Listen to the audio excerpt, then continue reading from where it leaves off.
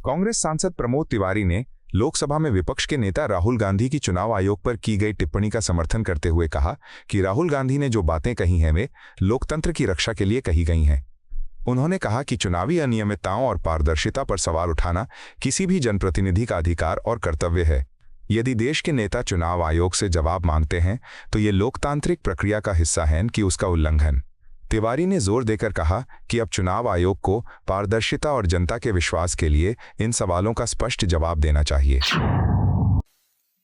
जो कुछ भी राहुल गांधी ने किया वो एक लोकतंत्र की रक्षा के लिए किया गया हिम्मत भरा कदम है। कौन से डॉक्यूमेंट है वो इलेक्शन कमीशन के ही डॉक्यूमेंट तो है। उन्होंने सारे तथ्य रख दिए। जो 5 पॉइंट उनका सत्यता उन्होंने ऑन स्क्रीन रखी, प्रेस कॉन्फ्रेंस में रखी। अब बाल पूरी तरह से इलेक्शन कमीशन के कोर्ट में है। अब देखना है कि वो अपनी स्वतंत्रता, निष्पक्षता और सबसे बड़ी बात प्रतिष्ठता कायम रखने के लिए इन आरोपों का सिलसिलेवार खंडन करते हैं। इस पर तो सिर्फ हंसा ही जा सकता है जब वो कहें कि एफिडेविट पे दें। अरे आप ही के डॉक्यूमेंट आपको दे रहे हैं, सार्वजनिक रूप से दे रहे हैं। अब ये आपकी ड्यूटी है, आपका फर्ज है कि आप उस पर क्लेरिफाई करिए। पूछ कौन रहा है? Leader of the opposition in Lok Sabha. तो अब तो स्पष्ट करना पड़ेगा, और इलेक्शन कमीशन अगर स्पष्ट नहीं करेगी तो फिर तो यह आरोप लगेगा कि वो भारतीय जनता पार्टी के चंगुल में है, गिरफ्त में है। हिम्मत नहीं पड़ रही है कंट्राडिक्ट करने की। आप नेता सौरभ भारद्वाज ने कहा कि दिल्ली में पिछले कुछ वर्षों से कानून व्यवस्था की स्थिति लगातार बिगड़ रही है। उन्होंने आरोप लगाया कि राजधानी में अपराधियों को अब कानून का कोई डर नहीं रह गया है क्योंकि दिल्ली पुलिस अपने असली कर्तव्यों से भटक चुकी है। भारद्वाज के अनुसार पुलिस का काम नागरिकों की सुरक्षा और अपराध पर रोक लगाना है, लेकिन आज वो राजनीतिक दबाव में विपक्षी नेताओं को झूठे मामलों में फंसाने में व्यस्त है। उन्होंने कहा कि जब पुलिस राजनीतिक काम में उलझी रहेगी तब अपराधियों के हौसले बुलंद होंगे और आम जनता असुरक्षित महसूस करेगी। देखिए, दिल्ली में पिछले कुछ वर्षों से जो लॉ एंड ऑर्डर की समस्याएं हैं बहुत बढ़ रही हैं। किसी के मन में भी कानून का खौफ नहीं है। क्यों नहीं है? क्योंकि जिस पुलिस को कानून की रक्षा करनी है, मुकदमे कराने हैं, बीट पे जाके चौकसी करनी है, वो सब लोग राजनीतिक कामों में लगे हुए हैं। उनके ऊपर पास सिर्फ एक ही काम है, कैसे आम आदमी पार्टी के विधायकों को, मंत्रियों को, पार्षदों को झूठे केसों में फंसाया जाए। तो पूरे दिन षड्यंत्र के लिए जो है इंस्टीट्यूशंस का इस्तेमाल किया जा रहा है। इसलिए चाहे कोई भी एजेंसी हो, चाहे सीबीआई हो, ईडी हो, पुलिस हो, सिर्फ राजनीतिक षड्यंत्रों के लिए इसका इस्तेमाल करते हैं। लोकसभा में विपक्ष के नेता राहुल गांधी द्वारा चुनाव आयोग को चुनौती देने वाले प्रस्तुतिकरण पर शिवसेना यूबीटी सांसद संजय राउत कहते हैं, राहुल गांधी ने वोट चोरी लोकतंत्र की हत्या के बारे में जो जानकारी दी उसके सारे सबूत चुनाव आयोग की वेबसाइट पर ही उपलब्ध हैं। राहुल गांधी ने अपने प्रस्तुतिकरण के जरिए चुनाव आयोग को चुनौती दी। चुनाव आयोग वर्तमान में भाजपा की ही विस्तारित शाखा है। ऐसा नहीं है कि पूर्व मुख्य चुनाव आयुक्त टीएन शेषन का चुनाव आयोग हो। राहुल गांधी ने जो दिया है इंफॉर्मेशन, चुनाव आयोग की चोरी, क्राइम, अपराध, डाका, लोकतंत्र की हत्या, ये सब एविडेंस चुनाव आयोग के वेबसाइट पर ही है। और राहुल गांधी ने ये कल प्रेजेंटेशन और पूरे दिखाकर चुनाव आयोग को चैलेंज किया है कि ये सब आपके वेबसाइट से हमने इंफॉर्मेशन निकाली है। तो कौन सा एफिडेविट चाहिए? एफिडेविट तो लेना चाहिए मोदी और शाह जी से और बीजेपी से। ये एफिडेविट दीजिए कि हमने चोरी नहीं की है वोटों की, ये एफिडेविट लीजिए। और सरकार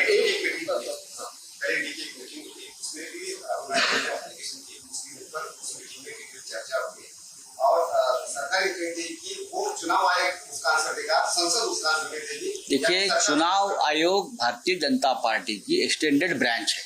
आज का चुनाव आयोग वो सेशन वाला चुनाव आयोग अब नहीं है। आज के चुनाव आयुक्त कौन है, किसके साथ काम करते थे पहले? सहकारिता मंत्रालय में अमित शाह के कितने करीब थे ये महाशय, सबको मालूम है। ऐसे व्यक्ति को चुनाव आयोग पर बिठाया है और जो मन चाहे बातें उनसे कर लेते हैं, तो हम उनके ऊपर विश्वास नहीं रखेंगे। कांग्रेस सांसद प्रियंका गांधी वाड्रा ने चुनाव आयोग पर राहुल गांधी के आरोपों पर कहा, राहुल गांधी ने इतना बड़ा खुलासा किया है, अगर कोई मुद्दा या अनजाने में हुई गलती है तो उसकी जांच होनी चाहिए। जांच करने के बजाय भाजपा हलफनामा मांग रहे हैं। उन्होंने आगे कहा, मेरे भाई ने जो कुछ भी कहा है, एक दिन ऐसा आएगा जब दूसरे लोग भी सशक्त होंगे और फिर लोकतंत्र के इस पूर्ण विनाश में शामिल लोगों को इसका जवाब देना होगा।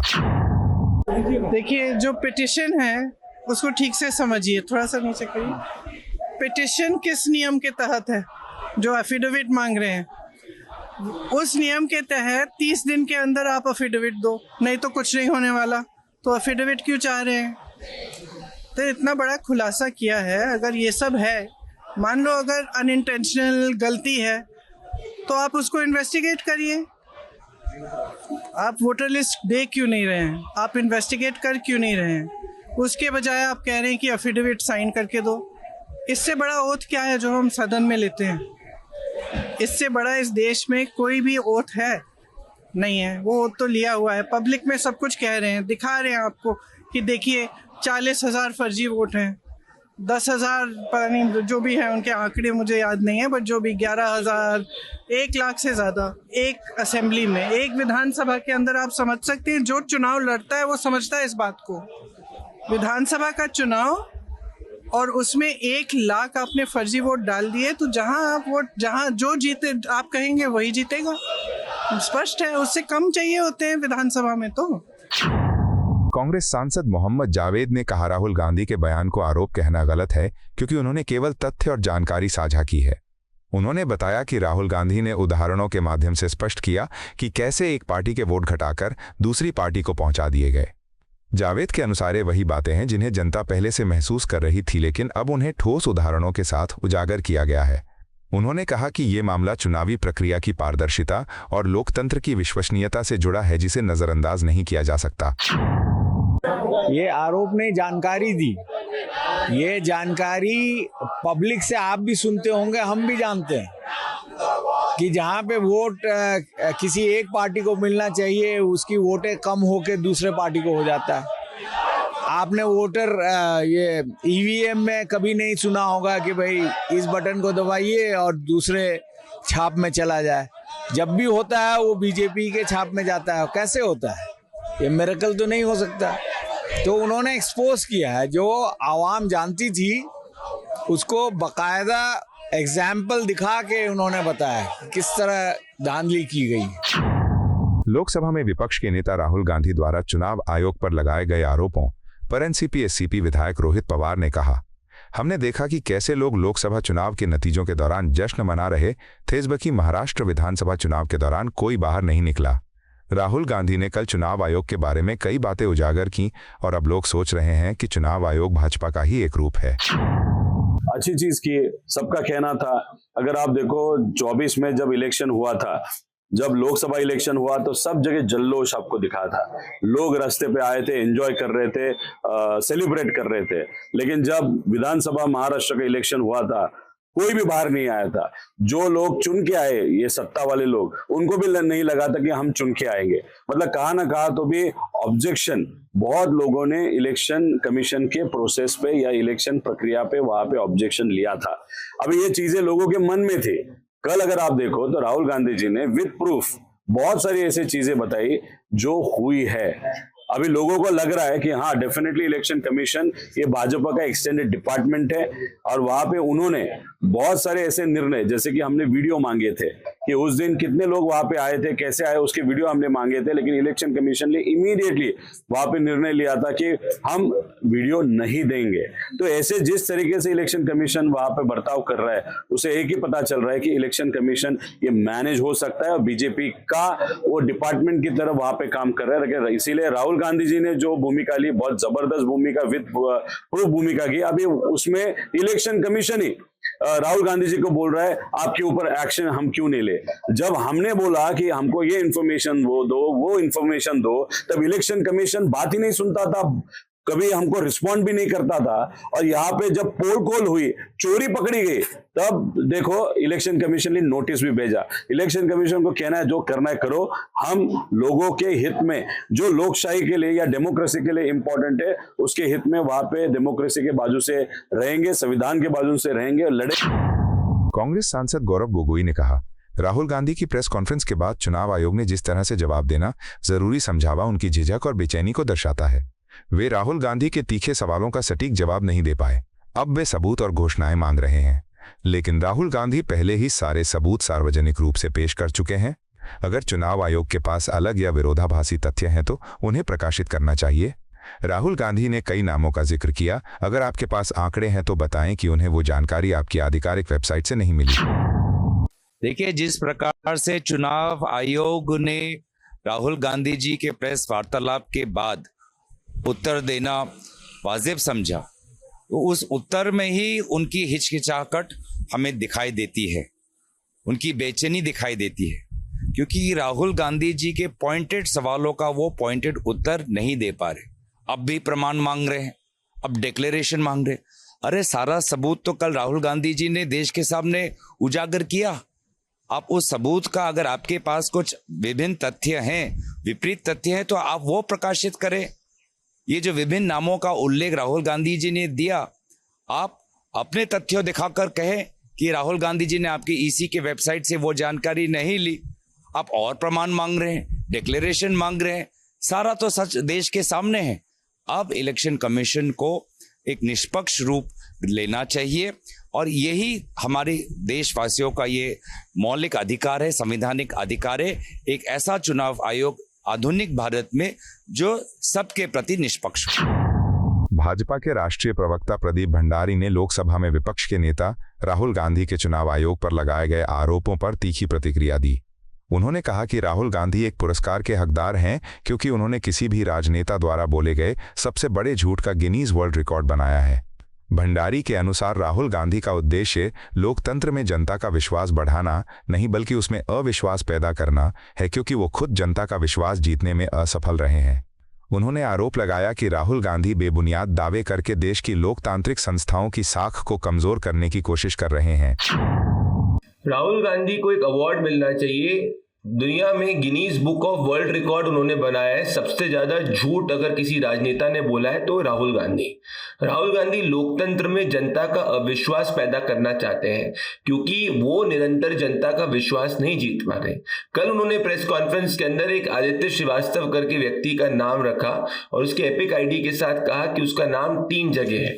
ये कल ही उत्तर प्रदेश के इलेक्शन कमीशन ने अपने ऑफिशियल वेबसाइट पर डाला कि उत्तर प्रदेश के अंदर उस एपिक आईडी के हिसाब से आदित्य श्रीवास्तव करके कोई व्यक्ति है नहीं और महाराष्ट्र के अंदर भी कोई व्यक्ति नहीं है। तो राहुल की प्रेस कॉन्फ्रेंस में वापस से झूठ पकड़ा गया। ये कह रहे थे कि महादेवपुरा के अंदर भारतीय जनता पार्टी सिर्फ एक ही असेंबली में जीती। ये ना महादेवपुरा की सच्चाई, जहां भारतीय जनता पार्टी जो है 4 असेंबलीज के अंदर लीड कर रही थी और 2009 से उसको जीतती हुई आ रही है। दरअसल राहुल गांधी भले रफाल का मामला हो, भला चीन का मामला हो या इलेक्शन कमीशन का मामला हो, वो हमेशा निरंतर झूठ बोलते हैं, क्योंकि उसके आसपास के जो दरबारी हैं वो राहुल गांधी को अपना नेता बनाए रखने के लिए हमेशा हार का ठीकरा राहुल पे ना जाए, परंतु कभी ईवीएम पे जाए, कभी वोटर लिस्ट पे जाए और अब नए एसआईआर पे चले जाए। परंतु राहुल गांधी की है बालक बुद्धि, इसीलिए पूरी प्रेस कॉन्फ्रेंस के अंदर वो कहना तो एसआईआर के विरुद्ध थे, परंतु असली में वो एसआईआर का समर्थन करते हुए दिखे। मोटी बात यह है कि राहुल गांधी की प्रेस कॉन्फ्रेंस ने वापस से यही साबित कर दिया कि झूठ पकड़ा गया है। उन्होंने खोदा पहाड़ और चुहिया भी नहीं निकली है। राहुल को देश से माफी मांगनी चाहिए।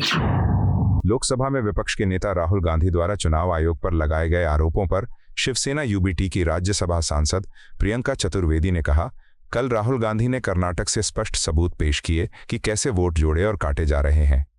ऐसा ही एक मामला महाराष्ट्र में भी हुआ था, जहां लगभग 12-13 हजार वोट एक ही विश्वविद्यालय और कॉलेज परिसर से पाए गए थे, जिनमें दूसरे राज्यों के छात्र भी शामिल थे जो वहां वोट कर रहे थे। इसी तरह कर्नाटक का मामला चुनावों में हेराफेरी करने और मतदाताओं को कमजोर करने के लिए मतदाताओं के नाम जोड़ने और हटाने का खुलासा करता है। कल श्री राहुल गांधी ने तथ्यों के साथ कर्नाटका का एक उदाहरण देते हुए बताया किस तरीके से वोट की एडिशंस और डिलीशंस हो रहे हैं। ऐसे ही महाराष्ट्र में जब प्रकरण हुआ था, एक ही यूनिवर्सिटी कैंपस से, एक ही कॉलेज कैंपस से करीब 12-13 हजार वोट पाए गए थे। जो दूसरे राज्यों से आए हुए स्टूडेंट्स थे वो भी यहीं पर वोट कर रहे थे।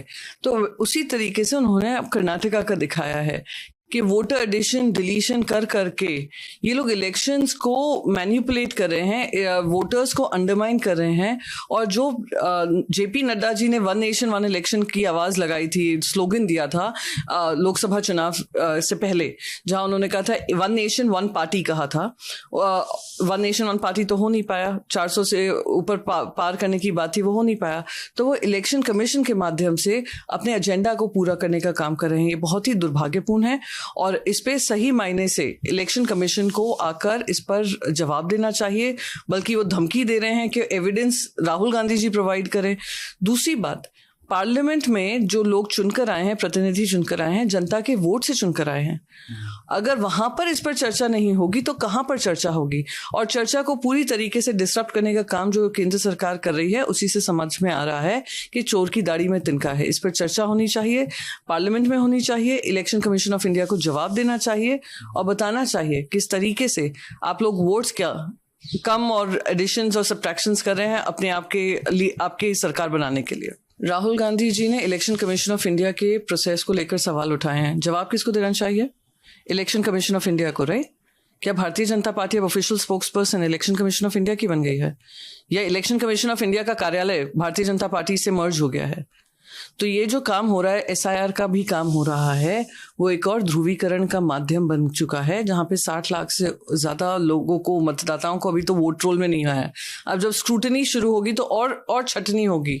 तो किस तरीके से महाराष्ट्र में 48 लोकसभा और विधानसभा में ऐसी क्या पॉपुलेशन बूम हुई कि 48 लाख लोग ऐड हो गए?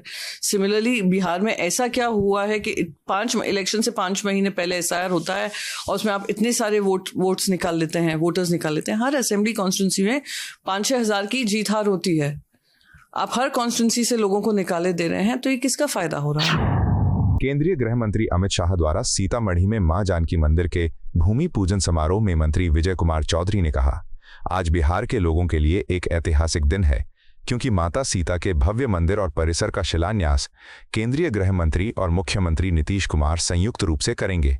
जिस प्रकार अयोध्या भगवान राम की जन्मभूमि के रूप में महत्वपूर्ण है, उसी प्रकार पुनौरा धाम और सीतामढ़ी भी उतने ही महत्वपूर्ण है, माता सीता के जन्मस्थान के रूप में महत्वपूर्ण है। बिल्कुल, आज बिहार के लोगों के लिए ऐतिहासिक दिन है कि सीतामढ़ी के पुनौरा धाम में सीता माता के मंदिर और उसके भव्य परिसर के निर्माण की आधारशिला रखी जाएगी, जो केंद्रीय गृह मंत्री जी और माननीय मुख्यमंत्री श्री नीतीश कुमार जी दोनों के द्वारा संयुक्त रूप से किया जाएगा। आप सब जानते हैं कि जैसे अयोध्या का महत्व भगवान राम के जन्मस्थान से है, वैसे ही पुनौरा धाम और सीतामढ़ी का महत्व माता सीता के जन्मस्थली के रूप में है। और ऐसे भी बिहार वासियों की इच्छा थी कि यहाँ पर एक मतलब सुविकसित पर्यटन स्थल और धार्मिक स्थल बने। इसकी योजना पर बिहार सरकार विचार कर ही रही थी, लेकिन खास तौर से जब अयोध्या में उतने भव्य राम मंदिर का निर्माण हुआ, तब से ये बिहार वासियों की उत्कट अभिलाषा थी कि पुनौरा धाम में भी माता सीता का भव्य मंदिर बनना चाहिए और यहाँ पर्यटकीय सुविधाओं की भी व्यवस्था होना चाहिए। और हम बिहार वासी आभारी हैं माननीय मुख्यमंत्री नीतीश कुमार जी के, जिन्होंने बिहार वासियों की इस इच्छा को ध्यान में रखते हुए अभी लगभग 1-1.5 महीने पहले वहाँ पर 882 करोड़ की योजना की स्वीकृति बिहार सरकार के द्वारा दी है। उसमें भव्य मंदिर बनेगा, भव्य परिसर बनेगा, उसमें सभी पर्यटकों के सुविधाओं का भी ख्याल रखा गया है। तो ये बिहार वासियों के समझिए एक तरह से दिल में बसने वाली मांग थी, जिसको मुख्यमंत्री जी ने और बिहार सरकार ने पूरा किया है। और स्वाभाविक रूप से ये पूरे बिहार के लिए आज का दिन ऐतिहासिक और गौरव का दिन। आपको यह वीडियो पसंद आया हो तो इसे लाइक करें, हमारे चैनल को सब्सक्राइब करें